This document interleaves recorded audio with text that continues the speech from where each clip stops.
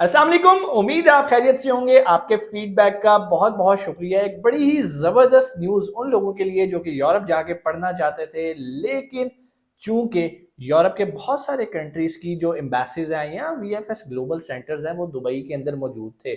अब चूंकि दुबई के वीज़ाज पाकिस्तानियों को नहीं मिल रहे और बहुत सारे स्टूडेंट्स जिनके एडमिशन लेटर्स आ चुके हुए हैं वो नहीं जा पा रहे थे, क्योंकि दुबई जाते तो वहाँ जाके अपने डॉक्यूमेंट सबमिट करते या जो भी उनका प्रोसेस है वो करते। इसके लिए जो फिनलैंड है, जो कि नामी ग्रामी कंट्री है एजुकेशन पॉइंट ऑफ व्यू से, फिनलैंड पे हमने ऑलरेडी एक वीडियो बनाई हुई है कैसे आप वहाँ जाके पढ़ सकते हैं।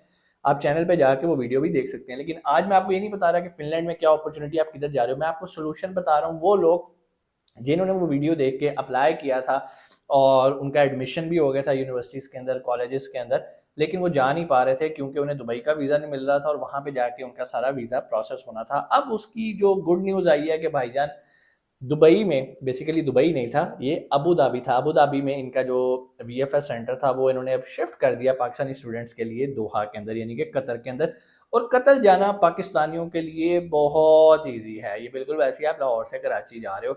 अब आसानी क्या हो गई, लेकिन ये काम इन्होंने लिमिटेड टाइम के लिए किया। अभी चलते हैं स्क्रीन के ऊपर और पूरी ये न्यूज़ पढ़ते हैं कि ये न्यूज़ जो आई है ये न्यूज़ है क्या एक्चुअली, और क्या आप इससे फ़ायदा उठा भी सकते हैं या नहीं।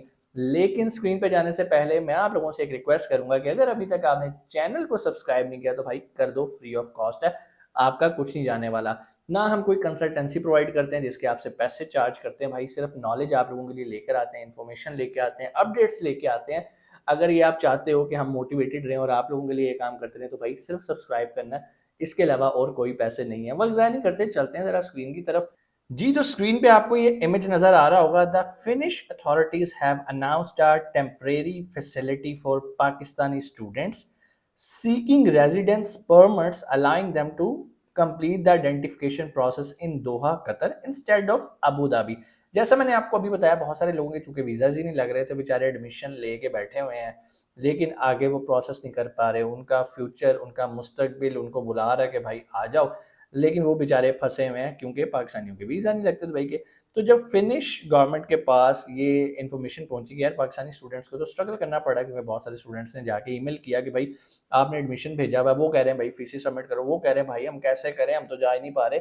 तो जो फिनलैंड की गवर्नमेंट है उन लोगों ने कहा कि भाई अच्छा टेम्परेली आप आ जाओ इधर कतर और दोहा में, जो कि पाकिस्तानियों को बड़ी आसानी से वीज़ा देते हैं।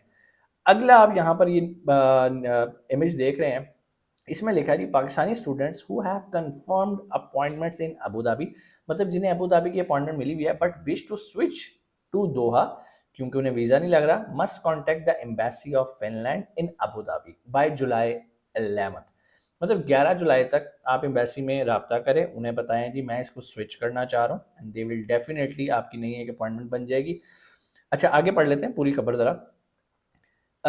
If slots in Doha are available, students will receive an update and guidance from the embassy। मतलब अगर वहाँ पे स्लॉट्स अवेलेबल हैं, चूंकि बहुत सारे स्टूडेंट्स पाइपलाइन में बैठे हुए हैं जो कि सिर्फ इसी इंतजार में थे दुबई का वीज़ा खुलेगा, हम जाएंगे वहाँ पर अबू धाबी में जाके वीएफएस सेंटर में अपनी आइडेंटिटी प्रूफ करेंगे, जो भी हमारा इंटरव्यू वगैरह या जो भी प्रोसेस है हम उसको पूरा करेंगे।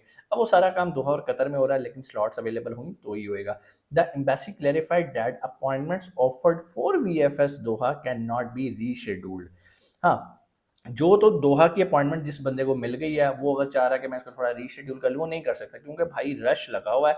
स्लॉट्स इससे भी जाओगे तो आपने करना नहीं रीशेड्यूल, तब करना जब आपको को लगे कि यार अच्छा नहीं भी होता तो कोई मसला नहीं, क्योंकि पाइपलाइन में बहुत लोग हैं। आप अपनी इधर से कैंसिल करोगे अपनी अपॉइंटमेंट, उधर कोई और बुक कर लेगा।